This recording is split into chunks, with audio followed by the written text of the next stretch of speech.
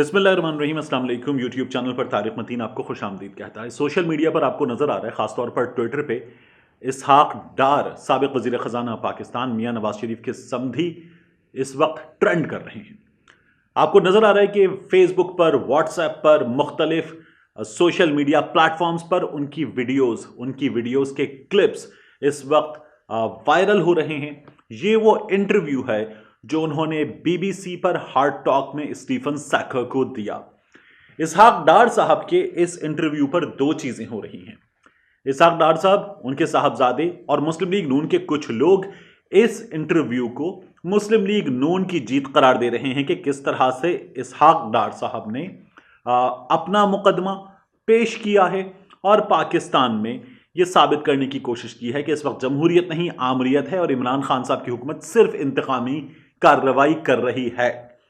जबकि एक बहुत बड़ी तादाद है जिनमें पाकिस्तान तहरीक इंसाफ के हामी भी मौजूद हैं और मैं आपको अगर अपना ऑब्जर्वेशन दूं तो ये नजर आ रहा है कि ऐसे लोग जो न्यूट्रल हैं वो भी मौजूद हैं, जो इसहाक डार साहब के इस इंटरव्यू के हवाले से उन पर तनकीद कर रहे हैं, उनका मजाक उड़ा रहे हैं और ये समझ रहे हैं कि इसहाक डार साहब ने बीबीसी के इस प्रोग्राम में जाकर बहुत बड़ी गलती की, वहां उन्हें धो डाला गया, उनकी धज्जियां उड़ाकर रख दी स्टीफन सैकर ने, और उन्हें पता चल गया कि पाकिस्तान में किसी ऐसे एंकर को, किसी ऐसे जर्नलिस्ट को इंटरव्यू देना कि जो आपका मुलाजिम हो, आपके मुलाजिम के जैसी हैसियत रखता हो, उसको इंटरव्यू देना क्या है, और एक बड़े गैर जानिबदार और न्यूट्रल सहाफी को इंटरव्यू देना, एक तगड़ा इंटरव्यू देना, एक पेड इंटरव्यू ना हो वो इंटरव्यू देना क्या हैसियत रखता है।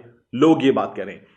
इस वीलॉग में मैं आपके सामने तीन चीजें रखूंगा। इस इंटरव्यू पर तो हम बात करेंगे, इसके कंटेंट पर तो हम बात करेंगे, लेकिन तीन चीजें मैं आपके सामने रखूंगा और साबित करूंगा कि इसहाक डार साहब का यह इंटरव्यू उनके लिए कितना बड़ा धचका साबित हुआ है और आगे जाकर मजीद होगा। ये तीन चीजें जो है, ये ऐसा नहीं है कि ये इसहाक डार साहब के मुखालिफिन हो तो मैं कहूं कि मैं साबित करूंगा।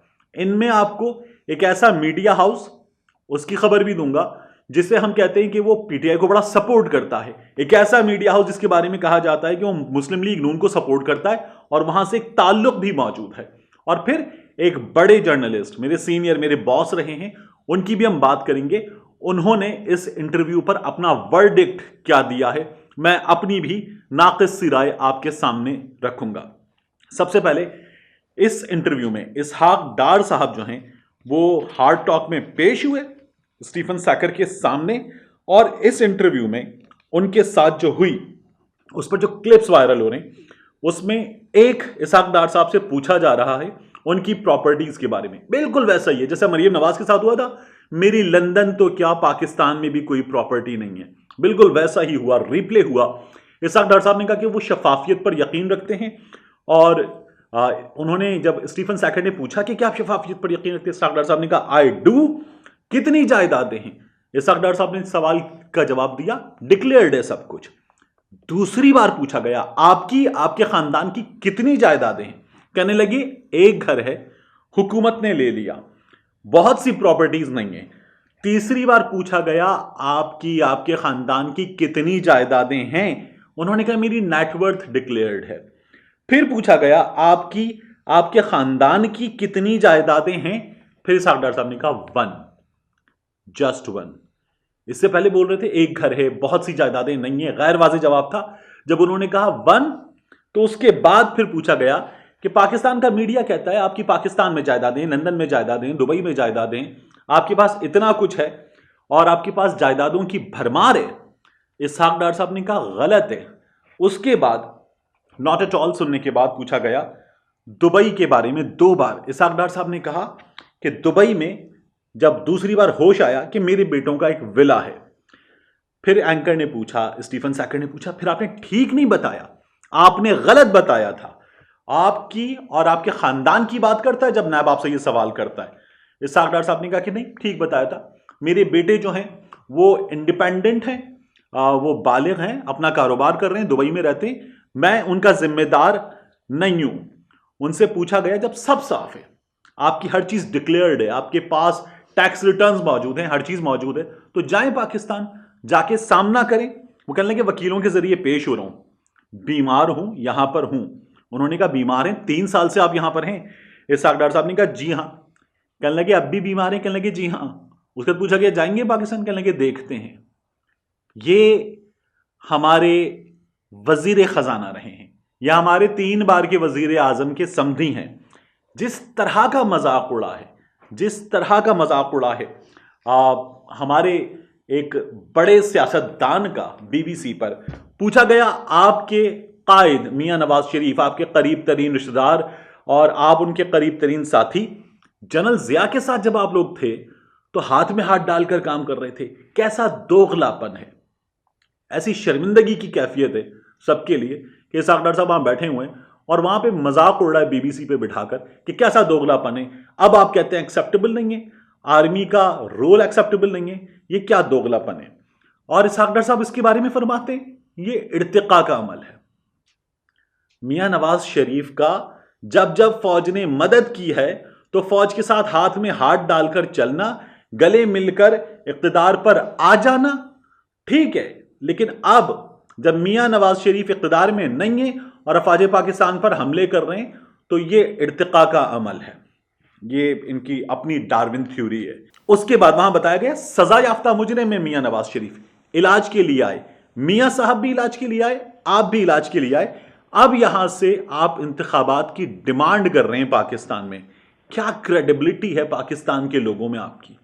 پاکستان کے سابق وزیر خزانہ کو بٹھا کر بی بی سی میں پوچھا گیا کہ آپ کی پاکستان کے لوگوں کی نظر میں کیا کریڈیبلٹی ہے.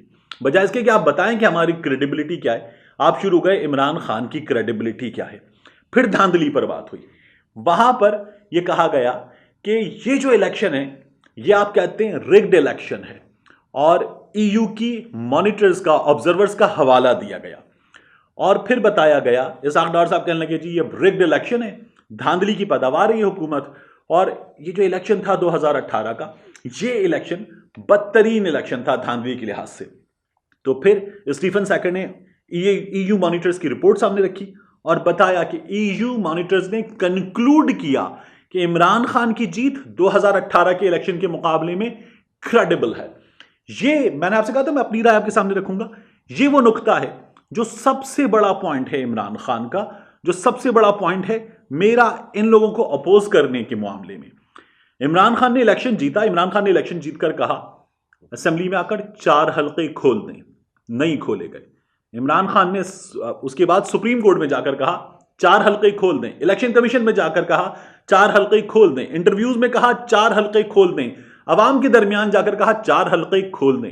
ان میں سے کسی نے حلقے نہیں کھولے. عمران خان دھرنا دے کر بیٹھ گیا. عمران خان نے کہا 4 حلقے کھول دیں.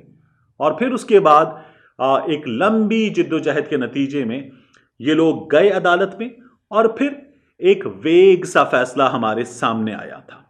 اس کے بعد 2018 کے الیکشن ہوئے. 2018 کے الیکشن کے نتیجے میں اگر یہ لوگ کہتے ہیں دھاندلی ہوئی ہے تو جائیں آپ الیکشن کمیشن میں جائیں اور ثابت کریں کہ دھاندلی ہوئی ہے.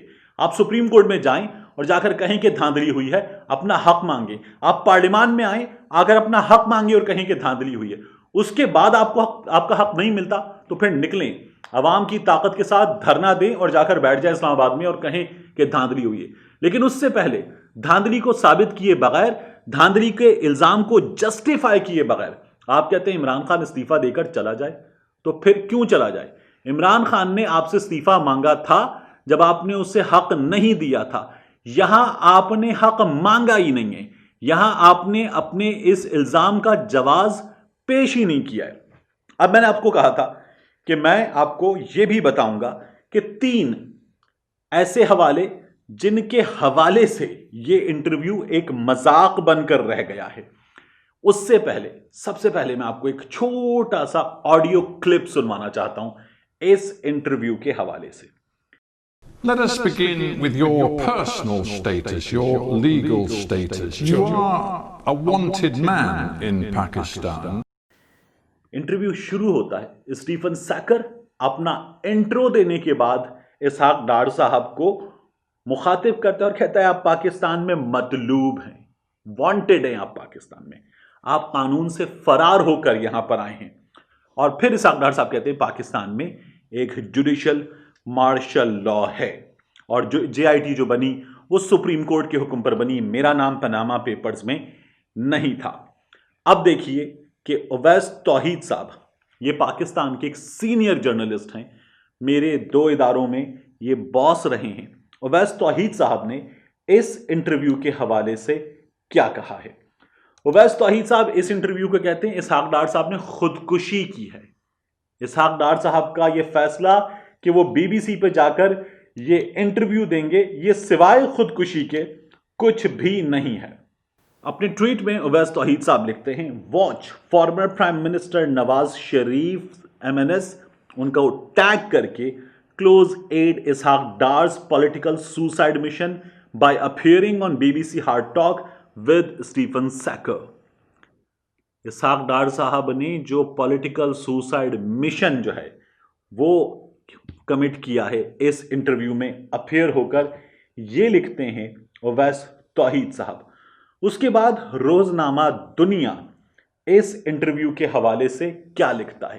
میں نے آپ سے کہا تھا کہ ایک ایسا میڈیا ہاؤس جو مسلم لیگ نون کے قریب تصور کیا جاتا ہے، میں یہ نہیں کہہ رہا کہ روزنامہ دنیا یا دنیا چینل میاں نواز شریف کے مسلم لیگ نون کے قریب ہے، لیکن خیال یہ کیا جاتا ہے، لوگ یہ الزام لگاتے ہیں، اور اس کی ایک وجہ یہ بھی ہے کہ یہاں مریم نواز شریف صاحبہ کے ایک بہت قریبی عزیز کے شیئرز ہیں، یہ بھی رپورٹ کیا جاتا ہے۔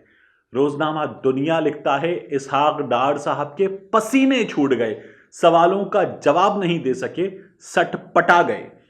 ARY اس انٹرویو کے حوالے سے کیا لکھتا ہے؟ اب ARY جو ہے اس کے بارے میں کہا جاتا ہے کہ اسٹیبلشمنٹ کا بہت قریبی میڈیا ہاؤس ہے، عمران خان کا بہت قریبی میڈیا ہاؤس ہے۔ ARY اس انٹرویو کے حوالے سے لکھتا ہے، BBC کے پروگرام ہارڈ ٹاک میں اینکر کے سوالات پر اسحاق ڈار سٹ پڑا گئے۔ اسحاق ڈار نے پہلے بیماری کا بتایا، پھر انسانی حقوق سے متعلق سوالات اٹھا دیے۔ یہ وہ 3 حوالے ہیں جن کے ساتھ میں آپ کو بتا رہا ہوں کہ یہ انٹرویو تھا کیا۔ اب اس انٹرویو پر جس طرح کا مذاق اڑایا جا رہا ہے ایک عام سوشل میڈیا صارف کی جانب سے، جس طرح سے یہ انٹرویو دنیا بھر میں ڈسکس ہو رہا ہے، اور خود اسٹیفن سیکر اس انٹرویو کے بارے میں ٹویٹر پر آ کر ہمارے ہاں وائرل کچھ ٹویٹس کے حوالے سے یہ بتا رہا ہے کہ میرا اسحاق ڈار کا انٹرویو پاکستان میں ہلچل مچا رہا ہے، وہ کافی ہے ہمارا مذاق اڑوانے کے لیے۔ ملتے ہیں آپ سے اگلے ویلاگ۔